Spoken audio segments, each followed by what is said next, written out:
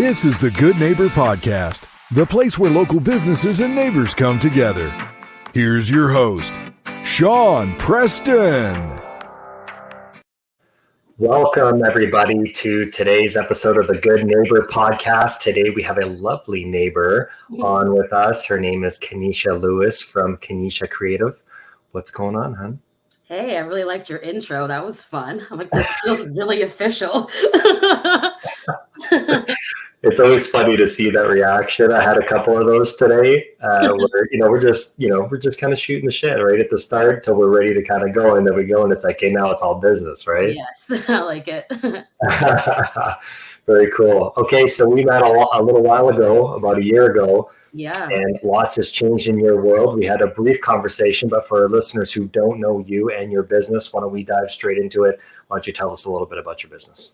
Okay, so my business is called Kenesha Creative. I actually have been in the media industry for 12 years now. My previous business was called Get Noticed Media. I had a business partner. And when I met you last year, I was trying to figure out what I was doing with my life. I'm like, I don't know if I'm rebranding or moving. And then I did both. So I'm still doing the same thing I always have done: photography, videography, web design, graphic design, social media marketing, networking, podcasts. There's anything media. Anything media. Yeah. Okay, very cool. So I like to unpack this question a little bit because sometimes it can be a loaded question. Is there stuff that's maybe a little bit more popular that you focus on over the others, or do you feel like everybody who's kind of finding you and using your services, is it pretty much wide across the board? It's pretty much right across the board. Like when I first started, I was mainly just doing my first job actually was shooting at a nightclub, shooting drunk people for Facebook. That was my first job. So I did that for like 10 years. And then mainly I was doing a lot of real estate. That's like my bread and butter. So I do photos, videos, 3D tours, and I do drone, and I would create them like a listing website as well. Okay. So that's where the brunt of my business is. I do a lot of like marketing photo shoots for a lot of companies in Barrie. Like I work at car dealerships, med spas, basically anywhere, restaurants. I fired myself from doing weddings this year, though. I can't take it on anymore. I love that you said I fired myself. Yeah, it literally was like, I'm done. I cannot. The last weddings I did last year, just so many crazy things kept happening. I'm like, I'm just going to take this as a sign from the universe that I need to stop doing weddings. Yes, everything else is good to go, but weddings. Okay, fair enough. And then so the web design and graphic design, that's a lot for. Is that for everybody, or are you mainly kind of keeping that in that kind of like that realtor space? No, it's for everybody. One of my most recent clients is a guy that makes like fishing huts.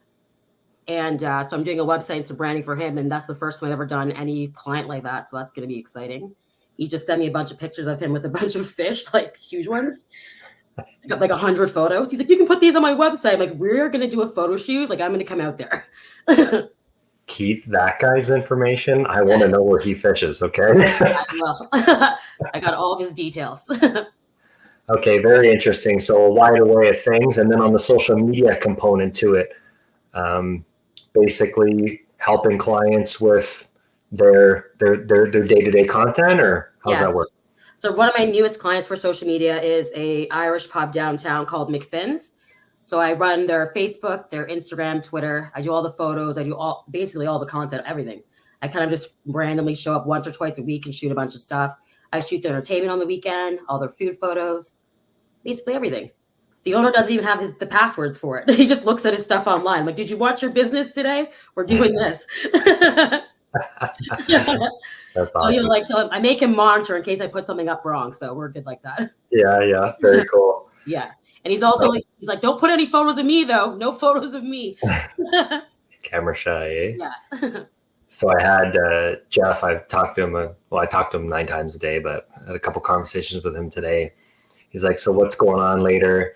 And then he said, no, wait a minute. I'll just check because we share the same system, so we can see we can just flip a calendar in and out. And he goes, oh man, he goes, you're doing Kenesha Lewis. He goes, I looked her up on social media, man. That girl's got a following. He goes, man, you got stuff. I'm like, yeah, she is awesome. You're not allowed to take her. She's mine. Okay. Don't coach her.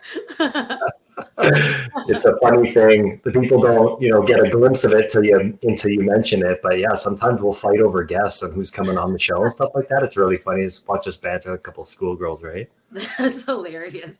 I always forget that people like know me, because in my mind, no one knows me. But then I go out and people tell me all these stories about me. And I'm like, we've met. They're like, yeah, we did this together. I'm like, oh, I literally don't remember. Okay, so people sometimes they start doing what they're doing. They're born to do it. That's all they know. It's ever that they wanted to know or do. And other people's career sometimes is like that Mazda commercial where you're going all the way this way and then all the way back on that windy road. What was your journey like, and how and why did you get into doing what you're doing? Oh, that's a good question.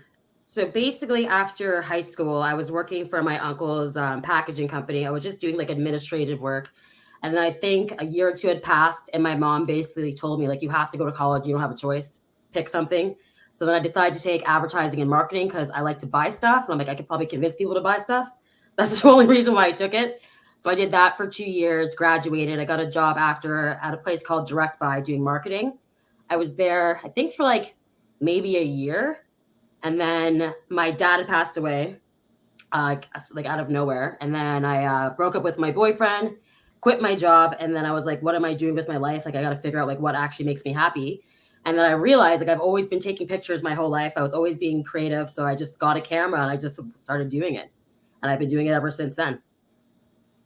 Very cool. Did you have to get any, take any courses for that, or is it all kind of self-taught? YouTube University.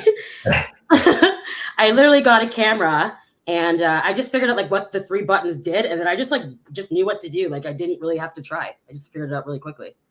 I'm actually very fortunate that way. I've never actually taken an actual course. I'm not probably the best person to learn photography from because I just kind of wing it and it's turning out really great every time. Yeah, there's like these people that exist out there. It's a real thing where they have a natural knack or a talent for something in particular. It seems like that's what you found is on the photography side of things. Yeah, I just love it. It's just literally my personality. Like I feel naked without my camera. I also don't like being in front of the camera. Oh, you're one of those, eh? Yes. I hate it.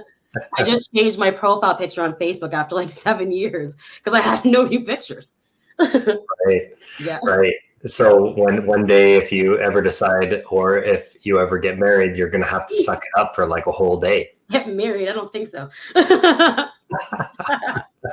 Maybe when I'm like 60, when I'm like, settled. We'll see.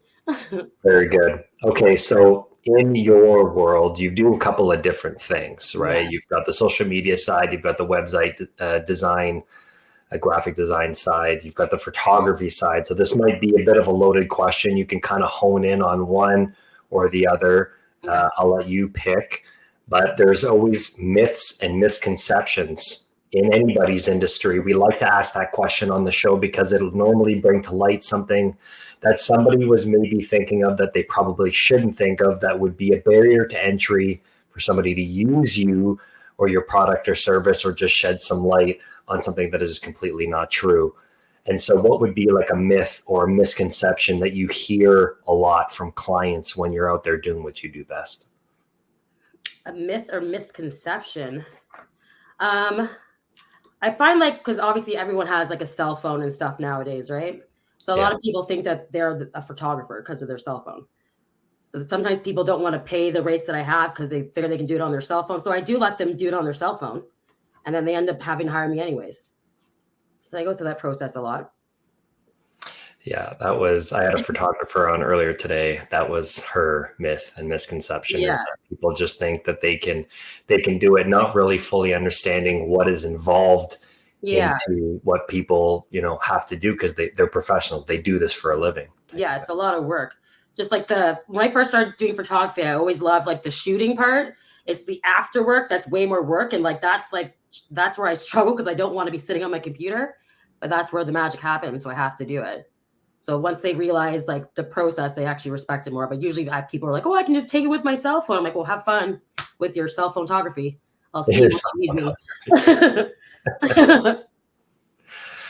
Okay, so you're out there, you're doing what you do day in and day out. There's a little thing I like to call a work-life harmony, not a balance, because it's never perfect. No. It's never a true balance, but having harmony between both of those things. I like to say keeping your sanity with this kind of stuff. When you're not working on or in the business and you're getting Kenesha time, what do you like to do for fun?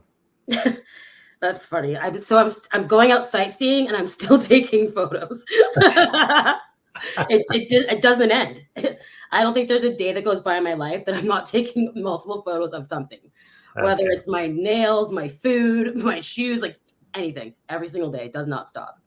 Well, a picture lasts 1,000 words, right? Yeah. I like doing a lot of sightseeing. So I have a property up north, so I go up there a lot, sit in the sauna for an hour, take a bunch of photos while I'm in there as well. So how does that work if you're in the sauna then? Do you have like a camera that's kind of water resistant, or how does that work? Oh, I just bring my Samsung phone in there. It's been fine in there the whole time. Phenomenal. Yeah. Gets a little sweaty, but it's used to it.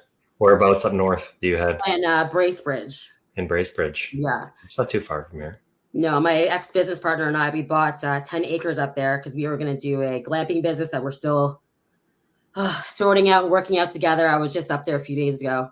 We're going to try and do it again, but like, I don't know. We'll see how it goes.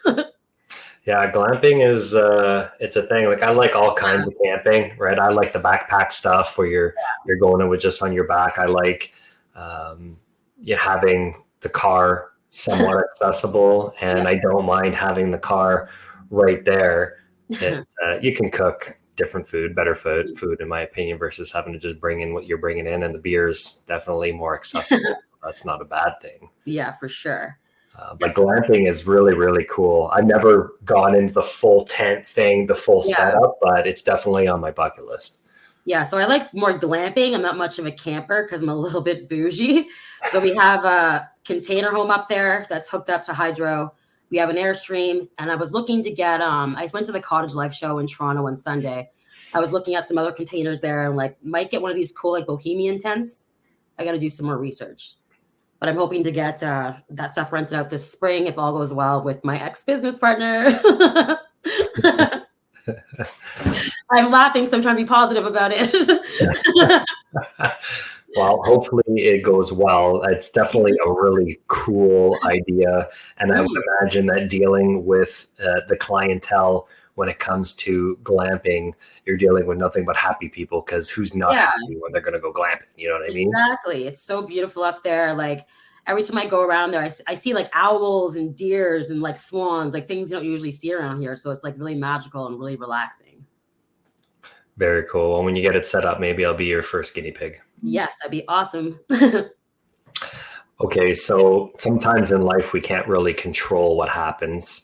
Yeah. Like we'll throw with curveballs, it yanks us left, pushes us right, and throws us down the stairs. Yeah. Other times it picks you up and just glides you gracefully over the water, but that's few and far between, I feel like. And a lot of it's not in our control. And so people experience these hardships, they experience these life challenges. And what fascinates me, I say this most often than not, is the resilience that human beings have to be able to get through these things. Yeah. Have you ever experienced a hardship or a life challenge where you rose above that, and because of that, maybe it made you better, maybe it made you stronger for it? Yeah. Basically, when I met you last year, I was going through a lot. Like I lost my house. I had to start my business, lost my business partner. And I actually didn't know how I was going to get through any of that. It was really rough. And now it's been a year and I'm doing way better. So I'm actually kind of surprised that I got through all that. But last year was extremely, extremely challenging. I had to get a therapist for the first time. I learned about anxiety and depression. I was like, I never understood it. And I was like, oh my God, this hurts. I understand now. I'm so sorry for judging people before. So yeah, I had to work through all that. It did make me stronger, but it was hard. And my mom always told me, she's like, this is real life, Kenesha. This is what regular people deal with. Like, get up and get going. I'm like, okay, I'll try again. So a lot of last year, I was kind of just like faking it till I make it, just going through the motions. And then eventually everything came together and I'm way more stable now.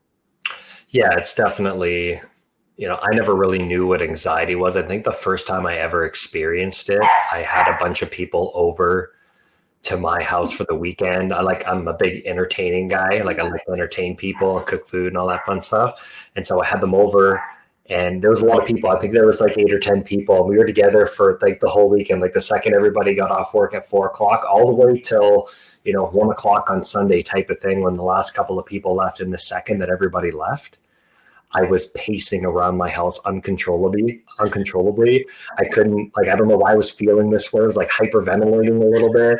I had to go call my parents and say, hey, can I come over for supper? Like, cool, what time are you coming over? I'm like, I'm coming over now. I couldn't be alone. It was like, yeah. And then, I realized afterwards, it's like, oh, you just had an anxiety attack. Yep, it's real. I never understood what they were, but I had my fair share last year. So now you look back on it and you can probably say like, okay, you've been through that once. Not like you would want to do it again, but I'm sure you're a lot more resilient from it.